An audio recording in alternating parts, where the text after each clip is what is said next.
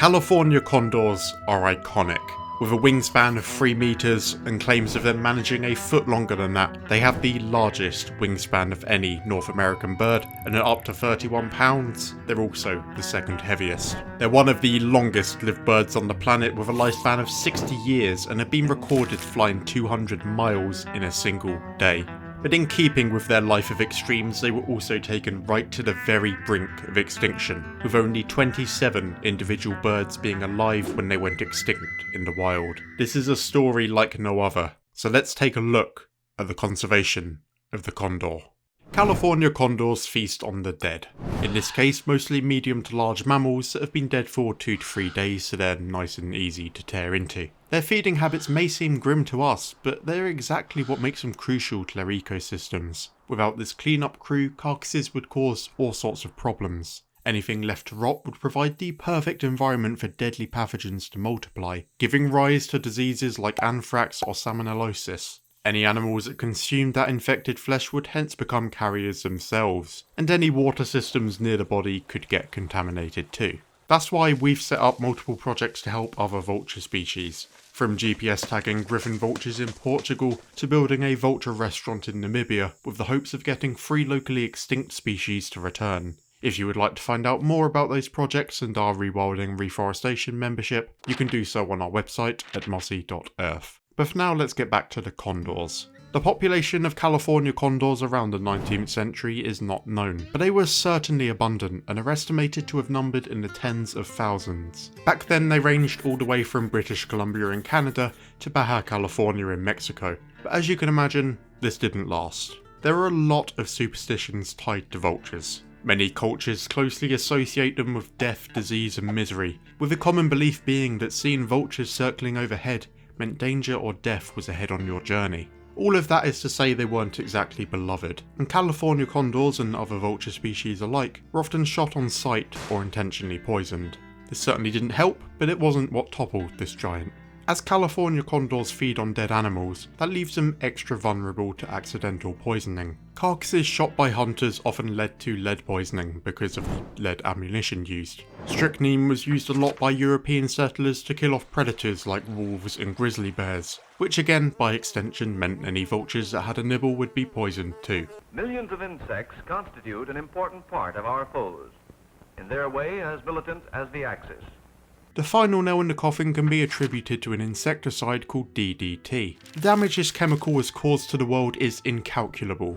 In the right conditions it can have a soil half-life of 30 years and an aquatic half-life of 150 years. It's also lipophilic, meaning it's able to dissolve in fats, oils and lipids, and can easily bioaccumulate, meaning it builds up in an organism over time. Thanks to those properties, DDT also biomagnifies, which means that the concentration of the toxin increases as you move higher up the food chain, which, as you can imagine, leads us back to the condor. While DDT isn't fatal for a contaminated condor, it does lead to the thinning of bird eggs, which causes them to more frequently break before hatching. This obviously isn't good for any birds, but the female California condor reaches sexual maturity at 6 years old, and only lays a single egg every other year.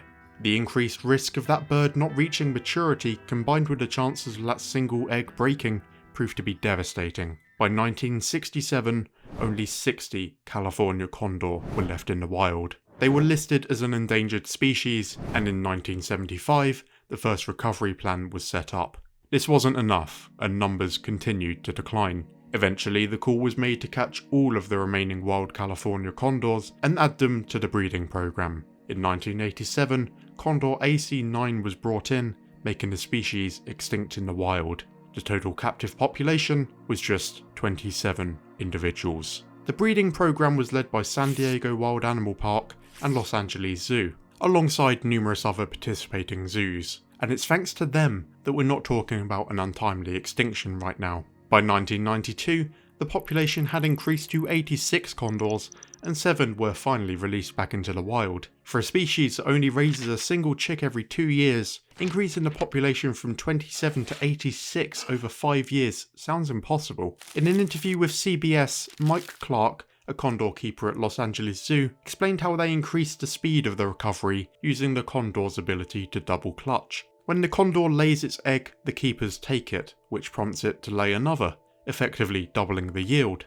But California condors would still only raise a single chick, which meant that raising that first egg would be extra expensive. They were also raised using hand puppets to make sure they don't get attached to people. I didn't need to include that, but I love this image. The programs continued on like this for quite some time, but Mike Clark had a trusting bond with one particular condor, and it was with that condor that he tried something never done before. He tried to get her to foster more than one chick, and it worked. In 2019, all the chicks at the zoo were being raised in pairs. Now earlier we talked about how extraordinary California condors are, but there's one amazing thing I haven't talked about yet. In 2021, it was found that California condors are capable of reproducing asexually. Their eggs don't need to be fertilised to hatch. Researchers found that 2 male chicks, one born in 2001 and one in 2009, were completely unrelated to any of the male birds. Now, parthenogenesis is not unheard of, but it typically occurs in populations that have few or no breeding males. It's like a last-ditch, desperate way for a species to cling on to life. But this is the only time that it's been recorded in a bird species when males were present. Unfortunately, both of those chicks have since died, one at age 2 and one at 7. But this was so astonishing to me that I just had to include it in this video. It won't have an impact on the survival of this particular species, but I think it's a perfect example of the resilience of the natural world.